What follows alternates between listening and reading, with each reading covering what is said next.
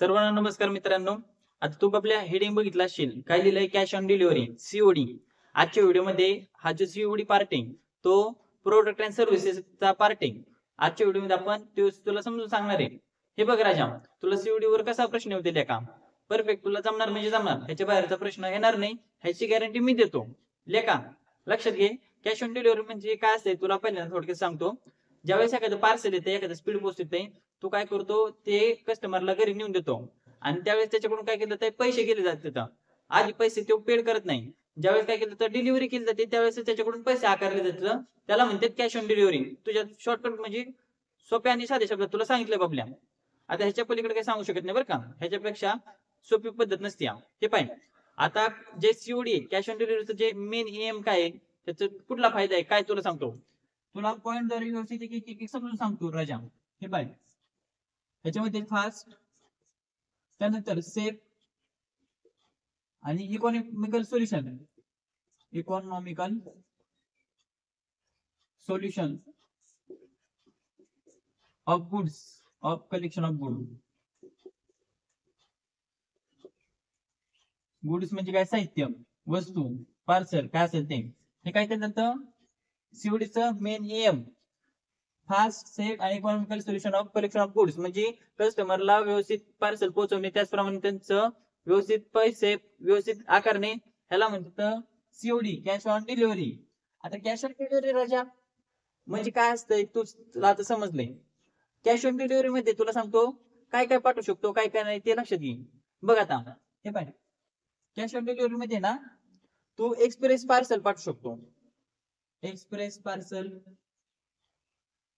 त्यानंतर इथं लिहितो एक्सप्रेस पार्सल. त्यानंतर तू स्पीड पोस्ट पाठवू शकतोस.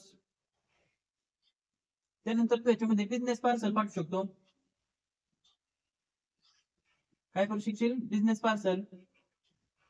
एवढंच तू काय करू शकतो, कॅश ऑन डिलिव्हरी म्हणून पाठवू शकतोस. बबल्या व्यवस्थित लक्षात घे, परीक्षेला तुला 4 पर्याय दिले जाईल आणि तुला दिलं जाईल की रजिस्टर आर्टिकल काय केलं जातील, सीओडी मधून पाठवलं जातील का? तसं नाही, फक्त एक्सप्रेस पार्सल, स्पीड पोस्ट आणि बिझनेस पार्सल एवढेच आपण सीओडी म्हणून पाठवू शकतो. आता हे बघ, हे सीओडी म्हणून पाठवू शकतो, बरोबर? लक्षात आलं? आता सीओडी म्हणून कोण पाठवू शकतो काय? व्यवस्थित लक्ष दे. काय असते, पोस्टरचे जे कस्टमर असतात, कस्टमर म्हणजे ग्राहक, ते काय करतील? कॉन्ट्रॅक्ट करतील. कॉन्ट्रॅक्च्युअल कस्टमर लक्षात घे. कॉन्ट्रॅक्च्युअल, कॉन्ट्रॅक्च्युअल म्हणजे काय? करार करतील. करार करतील म्हणजे काय करतील? ऍग्रीमेंट करतील. इथे ऍग्रीमेंट लिहितो. ऍग्रीमेंट केलं कशा संबंधी? कॅश ऑन डिलिव्हरी संबंधी. त्यानंतर ऍग्रीमेंट केल्यानंतर डीओपी सोबत ऍग्रीमेंट केलं जाईल. ऍग्रीमेंट केल्यानंतर जे यांचे जे एक्सप्रेस पार्सल असेल, स्पीड पोस्ट असेल, ते सर्व पोस्टद्वारे डिलिव्हर केले जातात. कस्टमर कॉन्ट्रॅक्च्युअलचं ऍग्रीमेंट केल्यानंतर त्यांचा एक बिलर आयडी तयार होतो. लक्षात घे, तुझ्याकडे ना बरेचसे पत्र आहेत तिथं सीओडी म्हणून, त्याच्यावर बिलर आयडी लिहिलेला असतो. 7-8 अंकी वगैरे असतोय. प्रत्येक ठिकाणी वेगळा बिलर आयडी असतोय. काही ठिकाणी 6 अंकी असतो, काही ठिकाणी 8 अंकी असतो. त्याचा काही अंक सांगू शकत नाही किती डिजिट असतो काय असतो, पण लक्षात घे बिलर आयडी असतो. ज्यावेळेस ना कॅश ऑन डिलिव्हरी तू पेड करतो, पोस्ट तू काय करतो, पैसे जमा करतो. त्यानंतर ते जमा केल्यानंतर ना यांचा बिलर आयडी असतो ना, त्याच्यावर आहे ना ई पेमेंट केलं जातं. ई पेमेंट, ई पेमेंट केलं जातं कोणाला? कस्टमरच्या बिलर आयडी वर, आणि त्याद्वारे त्या कस्टमरला पैसे भेटून जातात. त्याचप्रमाणे मनी ऑर्डर वगैरे सुद्धा केली जाते, पण ते आता कमी प्रमाणात आहे. शक्यतो ई पेमेंटच केलं जातं राजा. बिलर आयडी वर ई पेमेंट करून कस्टमरला पैसे पोहोचून जातात, म्हणजे जो सेंडर आहे त्याला.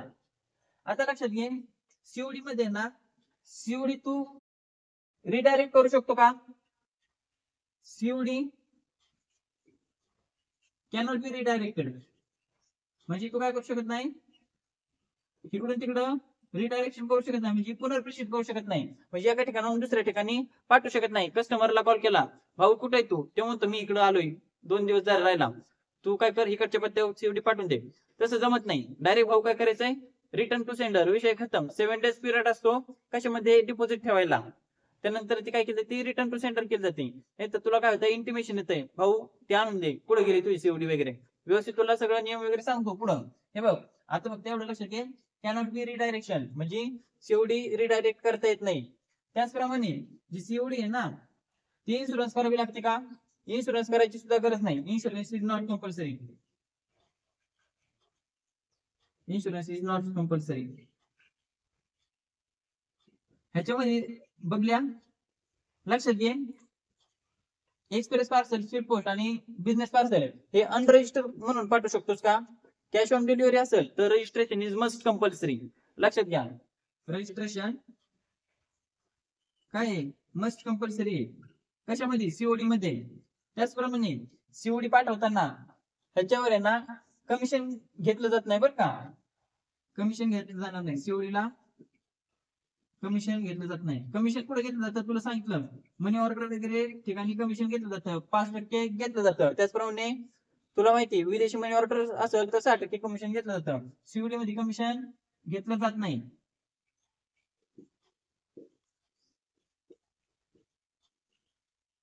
इथं मग सीओडी मध्ये काय घेतलं जाईल? सीओडी मध्ये घेतलं जातं चार्जेस. हे बघ, चार्जेस घेतले जातात.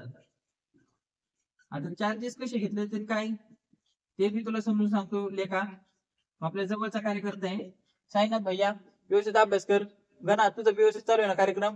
नाही तर तू काय व्हायलाय, तू मोबाईल फुटलाय, त्यानंतर तू काय करायला बंद केला अभ्यास. असं करू नको, अभ्यास चालू दे. हे बघ चार्जेस कसे घेतले जातात वगैरे तुला सांगतो. समजा इथे लिहितो बघ, चार्जेस तुझी जर समजा 6,500 रुपयाच्या आतमध्ये कॅश ऑन डिलिव्हरी असेल, 6,500 रुपयाच्या आतमध्ये, पिल्लू हे पाय, 6,500 रुपयाच्या आतमध्ये जर सीओडी असेल तर तुझ्याकडून 1.6% रक्कम आकारली जाईल. कशाच्या? जेवढ्या रुपयाची सीओडी आहे तेवढ्या रुपयाच्या 1.6% पैसे हे चार्जेस म्हणून घेतले जातात सीओडीचे. आता तुला बोललेलं काही समजलं नाही, उदाहरणाद्वारे तुला समजेल बघ. पाय इथं उदाहरण सांगतो याचं. समजा 4,000 रुपयाची सीओडी, 4,000 रुपयाच्या 1.6%. 1.6% म्हणजे बघ किती? 4 ला 4 सुटलं, त्यानंतर 2 सुटणं कटले, एक ठिकाण आणला, 64. 64 रुपये काय करता येईल? तुझे चार्जेस आकारले जातील सीओडी पाठवण्यासाठी. सीओडीचे चार्जेस हे जे 64 रुपये आहेत ते कोणाकडून घेतले जातात बघ? प्रेषक जो असतो, जो सेंडर असतो त्याच्याकडून 64 रुपये घेतले जातात. नाही तू म्हणशील ऍड्रेस कडून चार्जेस ह्याच्यामध्ये ऍड वगैरे केले जातात का 4,000 मध्ये? तसं नसतंय. काय केलं जातं? ज्यावेळेस बुकिंग केली जाते त्यावेळेस चार्जेस घेतले जातात सीओडीचे. चार्जेस कोणाकडून घेतले जातील? जो सेंडर असेल, सेंडर म्हणजे काय? प्रेषक जो असेल त्याच्याकडून सीओडीचे चार्जेस घेतले जातील. ही झाली पहिली केस पबल्या. दुसरी केस काय? हे बघ, 6,500 रुपयाच्या वरती असेल ना, 6,500 रुपयाच्या वरती, तर काय केलं जाईल? 6,500 रुपयाच्या वरती जर सीओडी असेल तर 100 रुपये प्लस 1% रक्कम. ही 1% रक्कम कुठली?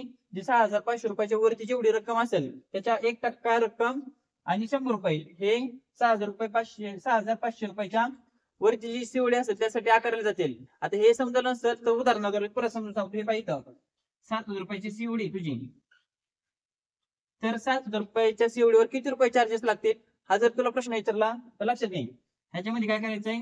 6,500 रुपये मायनस करायचे. आता 6,500 आपण किती रुपये घेणार आहेत? 100 रुपये तर घेणारच आहेत, बरोबर? हे बघ 100 रुपये. आता राहिले किती? 7,000 वजा 6,500, हे राहिले 500 रुपये. 500 रुपये राहिल्यानंतर ह्याचे 1% बरं का, जेवढी वरची रक्कम आहे त्याच्या 1%. 1% म्हणजे किती आलं? 5 रुपये आले, प्लस 5 म्हणजे इथं एकूण किती रुपये लागतील?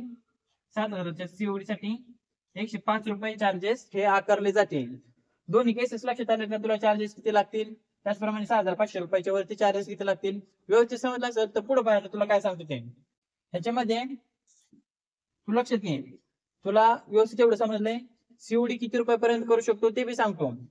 सीओडीची मॅक्झिमम लिमिट आहे ना, मॅक्झिमम लिमिट म्हणजे कॅश ऑन डिलिव्हरी किती रुपयापर्यंत पाठवू शकतो?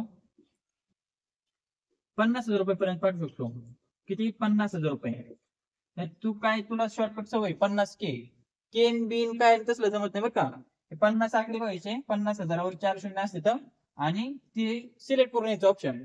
बऱ्याच वेळा परीक्षेला ना सीओडीची मॅक्झिमम लिमिट म्हणजे किती रुपयापर्यंत सीओडी पाठवू शकतो ह्याच्या प्रश्न विचारलेला आहे. त्यानंतर मिनिमम जर विचारली तर मिनिमम 1 रुपयाची सुद्धा सीओडी करू शकतो. किती रुपयाची? 1 रुपयाची सुद्धा मिनिमम सीओडी करू शकतो. मॅक्झिमम तू 50 रुपयाच्या वरती करू शकत नाही. 50 मॅक्झिमम लिमिट. विषय खल्लास. आलं लक्षात? पुढे बघ तुला सांगतो काय असतंय.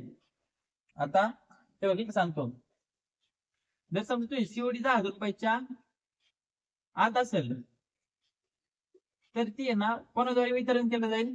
ती पोस्टमन द्वारे वितरण केलं जाईल. कोणाद्वारे? पोस्टमन.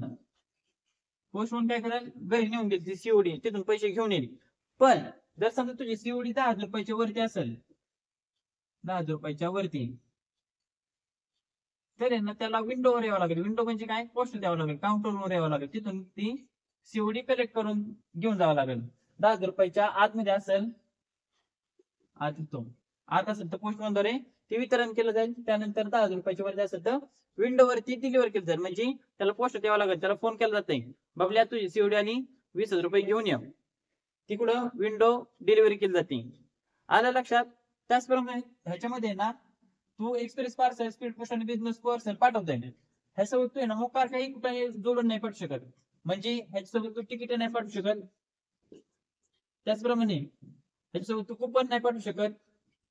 तू कुठले प्रमाणपत्र, सर्टिफिकेट असलं तुला ह्या सीओडी सोबत पाठवता येत नाही जोडून.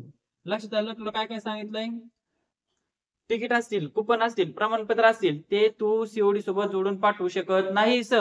कुठली जाहिराती पाठवू शकत नाहीस. हे बघ, तिकीट नाही पाठवू शकत, कुपन नाही पाठवू शकत आणि प्रमाणपत्र नाही पाठवू शकत. अशा प्रकारे तुला सीओडी बद्दल सगळी माहिती सांगितली. मस्त धिंगाणा झालेला आहे. तुला लास्ट क्विक रिव्हिजन सांगतो बघ. कॅश ऑन डिलिव्हरी मध्ये काय केलं तर fast, safe, economically collection of goods हा मॅटर लक्षात आला. त्यानंतर मॅक्झिमम मिनिमम अमाऊंट तुला सांगितली 50,000 रुपये, कमीत कमी 1 रुपये. त्यानंतर 6,500 रुपयाच्या आतमध्ये किती चार्जेस, 6,500 रुपयाच्या वरती किती चार्जेस, त्याचप्रमाणे कमिशन घेतलं जाणार नाही. त्यानंतर तुला सांगितलं की 1% पुढे रक्कम आकारली जाईल. त्याचप्रमाणे हे पाय, कस्टमर कसं पाहिजे? कॉन्ट्रॅक्चर पाहिजे, अग्रीमेंट केलं असेल आणि बिलर आयडी वगैरे पेमेंटद्वारे त्याला पैसे पाठवले जातील, ज्याला कस्टमर ज्याची बुकिंग असेल त्याला. अशा प्रकारे सीओडी बद्दल तुला सर्व माहिती सांगितलेली आहे. आपण आता पुढच्या व्हिडिओमध्ये प्रोडक्ट अँड सर्व्हिसेसचा एक दुसरा नवीन पार्ट पाहूया. भेटूया आपण पुढच्या व्हिडिओमध्ये. धन्यवाद.